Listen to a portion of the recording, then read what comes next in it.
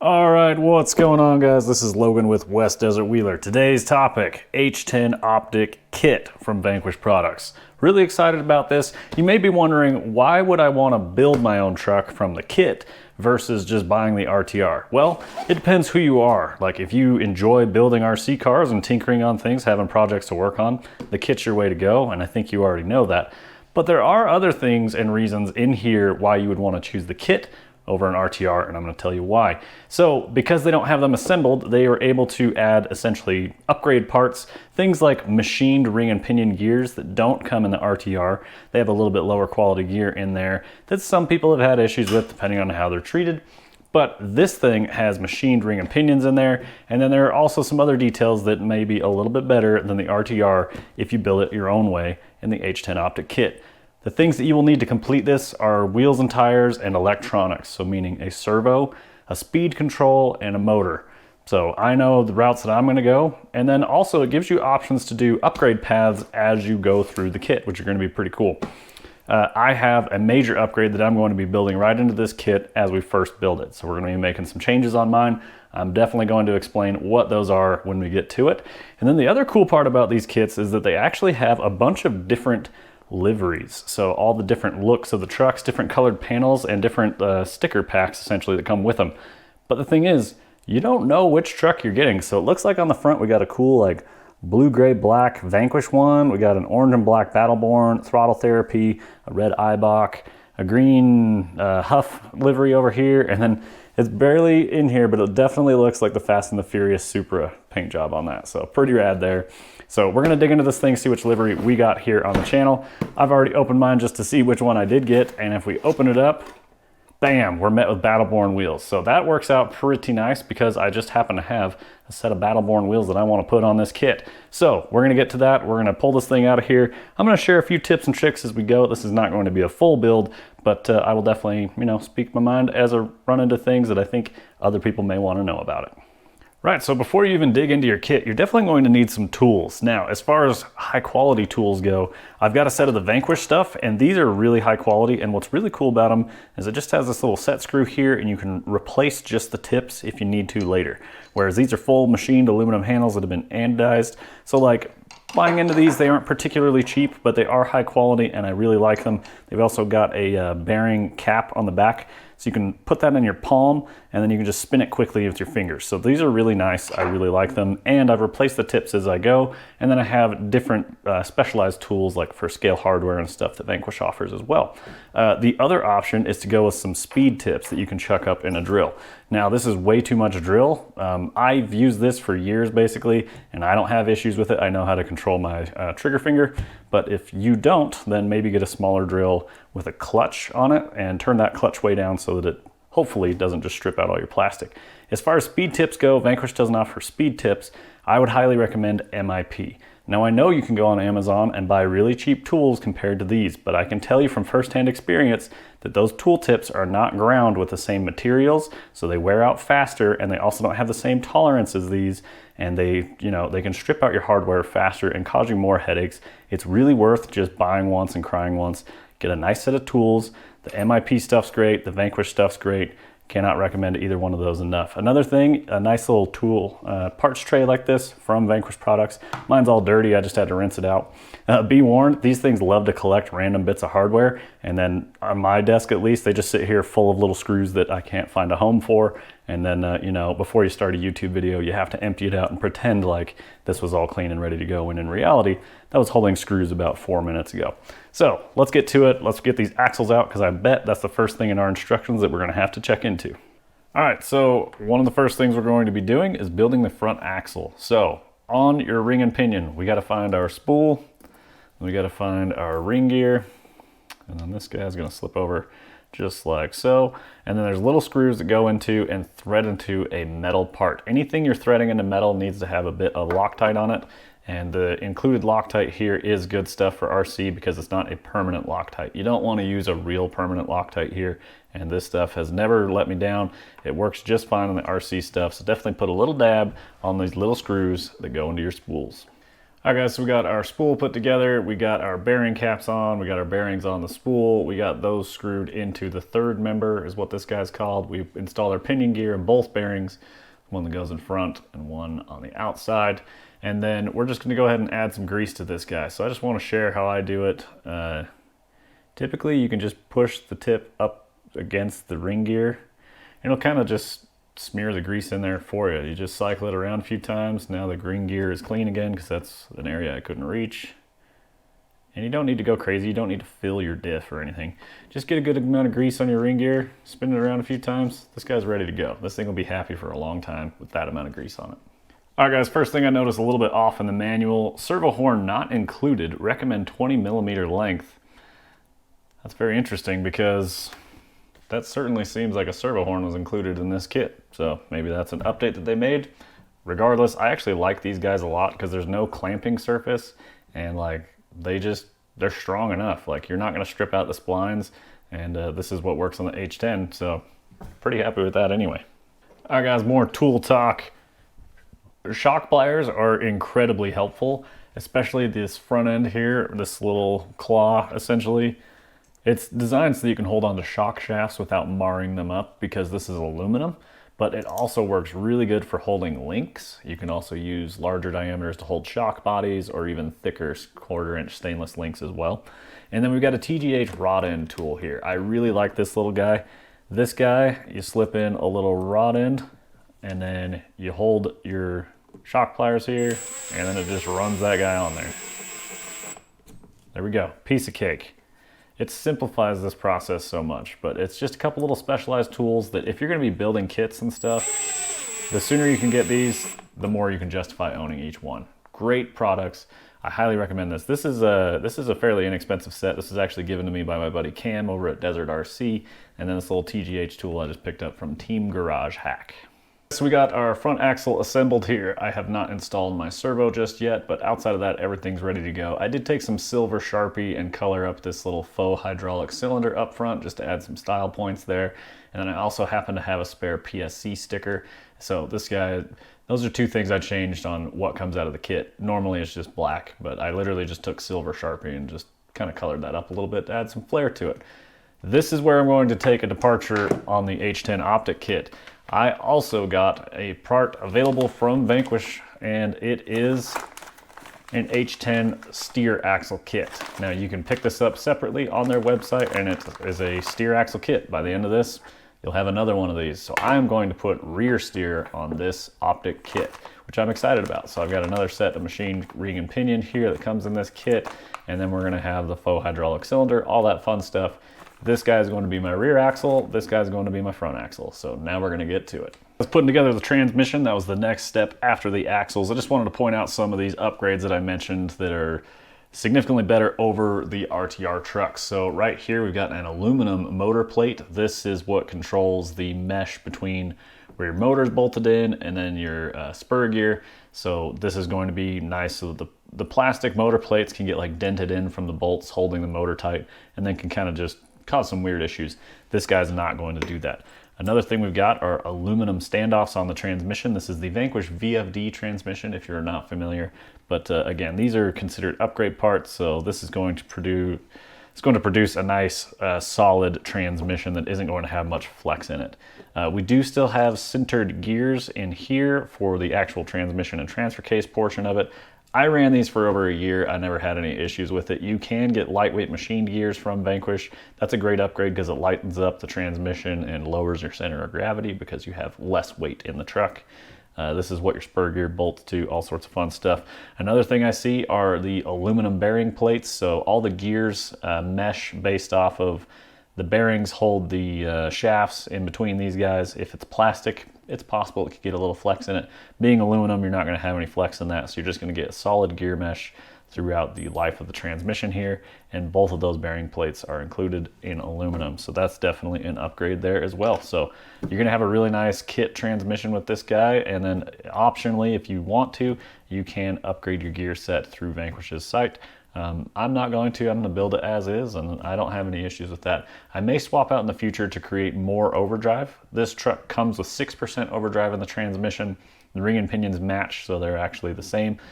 You can get overdrives, I think, up into 21% out of the transmission. I like that range. Maybe even throw in an underdrive in the rear so that you're getting into that like 30-ish% range. With a rear steer truck, that should be pretty wicked out on the trails. We are assembling the transfer case gear portion of the VFD transmission. Now, one thing that's very important, the forward gears in here, which takes your top shaft down to the gear and gives it an output and all that fun stuff, those gears are a different thickness than your transfer case gears. So that's an easy way to tell which two go together. Also in the manual, they have full scale, depictions of which gear to use where, and then they also give you a tooth count. On these ones, I don't know if this is a running change or not, but this one is marked 32 and this one is marked 30 teeth. So that's easy to identify which two those are. This guy has a built-in little spline here, so it's just the idler gear. And then this guy is driven by a cross pin coming from this top shaft. So it's definitely possible to identify these things. It just takes a little bit of time, a little bit of experience. I've built a few VFDs now and I've got a pretty good idea of what to expect, but there's some small details there that hopefully will help you on your way through. The manual is really nice. I'm really liking it so far, especially how the screws are to scale, so you don't have to have your calipers out.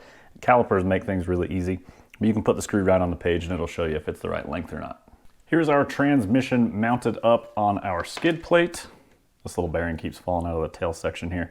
Until I assemble my drive shaft that bolts onto this, it won't stay in for a little bit. Skid plate, and then you've kind of got our rock slider area here, at least for the H10, that's what that is.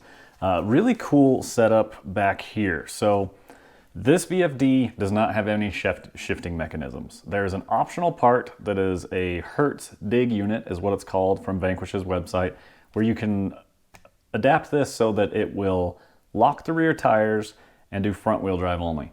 Vanquish has another transmission called a VFD Twin. Now, it requires a different skid plate that will mount the Twin correctly, and then it has two shifting mechanisms on it, hence the name Twin.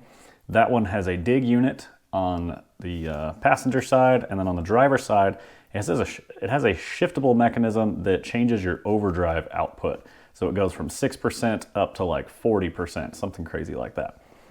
Now this tray here comes in the RTR trucks and comes with this, and this is where they mounted the RTR electronics. But you can see here it's got lots of mounting points. These are for servos. So whether you want to do a winch servo in the configuration as is, you just take a little pair of flush cut side cutters, pliers, and you can trim this thing out. But the cool part about this is this also has holes. So once you cut this out, you can actually twist it sideways and it will mount right back up into these holes as well. So you can retain your electronics tray if you put a dig unit in it. Now, if you're gonna do the Twin, you're gonna need a servo here and you're gonna need a servo here to shift those mechanisms. So you may not be able to use that plate. Maybe if you get your Dremel out, maybe you can come up with something, but you may wanna come up with a different area to locate your electronics. But this gives you tons of options. This is a really cool, neat designed part for the H10 Optic, and it really sets this truck apart from others. Like, there's so many options you can do here. You can run this transmission, you can put a dig on it and use this, and then adapt that plate, or you can put a totally different transmission in it that gives you two shifting mechanisms, put two servos in it, and there's still room for a winch servo in there if you really want to go crazy. So it's really cool, and that's one of the coolest parts about the H10 Optic, no doubt. And after I just got done telling you you'd have to find a new place for your electronics tray if you're to use 2 to 3 servos up here, oh look, Vanquish included an extra electronics tray right there. So that was the next step that I hadn't looked at yet. Pretty cool. Again, really cool option from Vanquish. I like this design, guys. All right, guys, here we are on another day. I have been assembling shocks this afternoon because that is what my next step in the project is. So I've got one remaining. These are really nice because these have the little C-clip in here that are already installed with the cartridge with the O-rings and all that, so you're not fiddling with that. Unfortunately, it's already in there and kind of compressed, so you got to be careful when you actually push the shock shaft through that you don't tear it. Now, I don't have the right tool. It's a Nipix tool that Josh from Harley Designs knows the part number to, so you can shoot him a message to find out if you care to remove that. So what I'm going to do is I'm actually going to take this kit grease, and I'm going to put some grease up into where the shock shaft goes, and it just fills that up nice.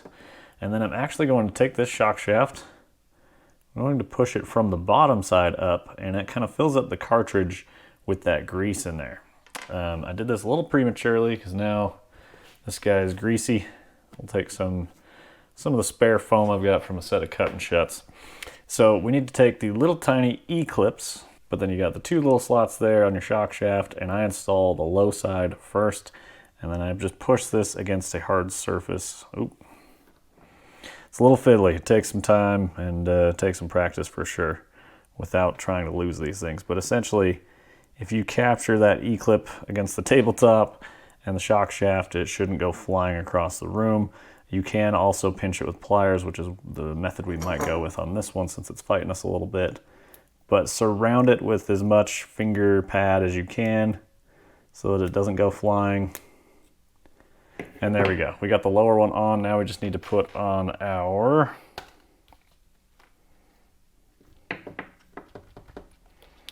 Now we just need to install our piston. Now this thing is conical on one side. You can put that up or down depending on how you feel about it. I have been putting the cone side up. I'm just making them all match. I don't know if that's correct or not, but that's the way I'm doing it. Take your time, try not to launch this thing. There we go, it's captured, got our piston on there. It's in the same direction as all my other shocks are. We got the grease in the cartridge here. I'm going to install my shock collar here now.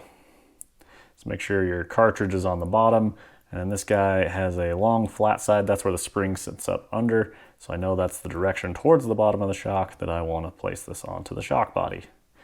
Also, in the kit, you get hard anodized shock bodies. The RTRs come with just raw aluminum. These guys have actually been anodized gray, and that is a slight upgrade over the standard RTRs. And you also get the added bonus of you got to build the shock, so if they leak, that's your fault. But with the RTRs, if they leak, that's Vanquish's fault, right? But if you have some secrets like some slime from associated products or whatever, you can throw that in there. You can build them how you build your shocks, and hopefully you end up with a better end product. So before we install our cap, this little O-ring here, we're going to dab this in the oil on top of our shock oil here. Because if it's dry and you twist it onto that aluminum, it's got the possibility that it will tear versus slip. So doing that will allow that to slip around as you tighten it up.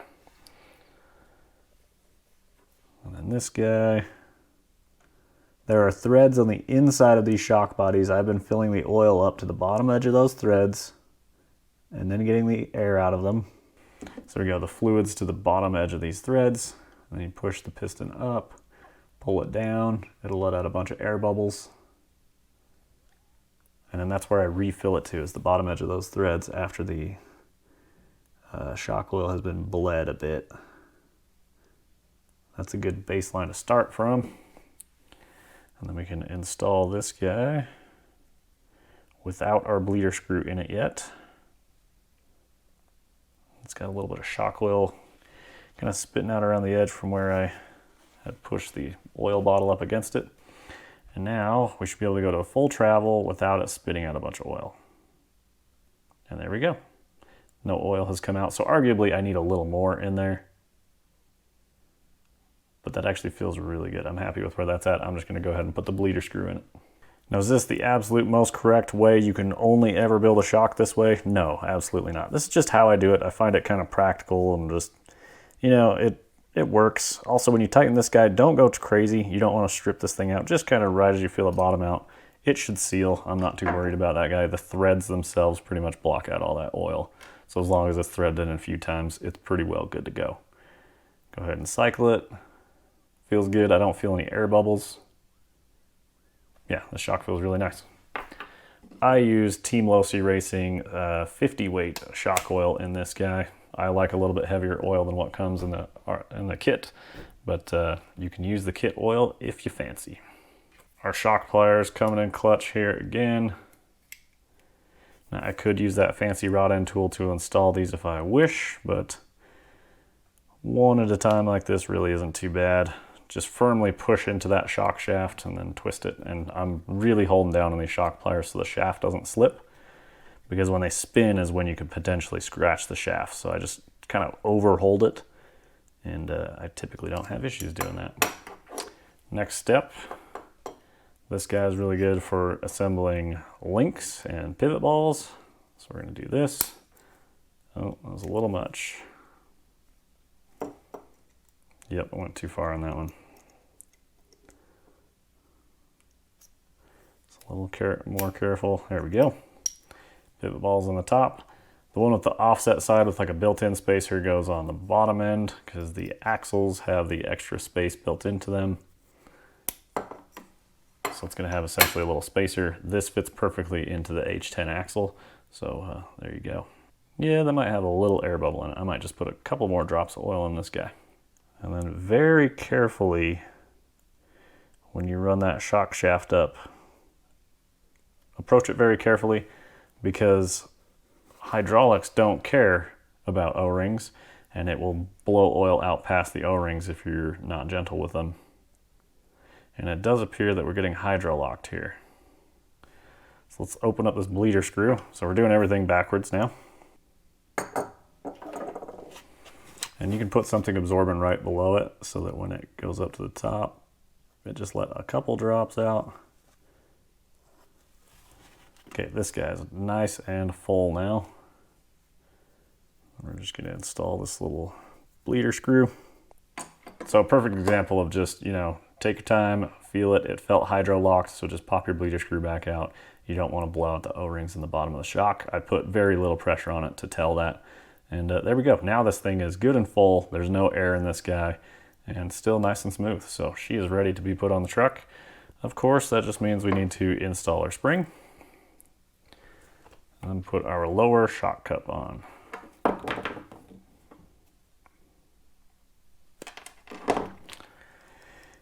Now you can put a screw that is included to hold this shock cup on the bottom of the shock shaft. I never do. Well, that's backwards. So there's a screw that goes here to hold everything in place. I don't use those. And then I run no preload on my shocks. That's how they are ready to go. And now we got one more step down. Okay guys, we're knocking down step by step. I've got my links assembled, and there's something I want to talk about. Because I converted my truck to rear steer, having two steer axles here, the front upper links have a longer overall length than your rear upper links do when it's a stock drag axle. So ignore this information if you're not doing four-wheel steer. If you are doing four-wheel steer, you're gonna wanna take a Traxxas 5525 rod end, which is a longer rod end, which essentially can make your links longer overall. So a 5525, just thread it all the way down, just like the regular rod ends here, pretty much makes that thing perfect for the rear steer axle. You just have to extend your upper links just a bit.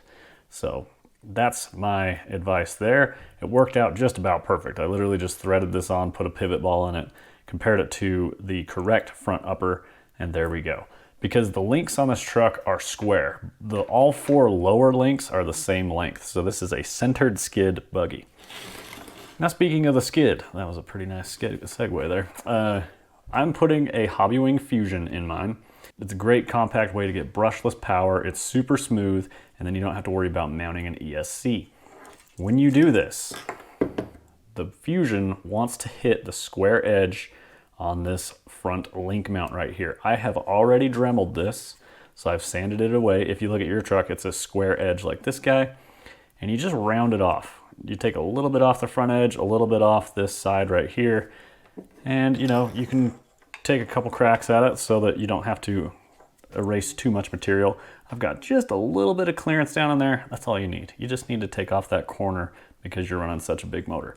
I will say, I just took this Fusion out of a separate VFD that doesn't have the aluminum standoffs and it doesn't have the aluminum motor plate.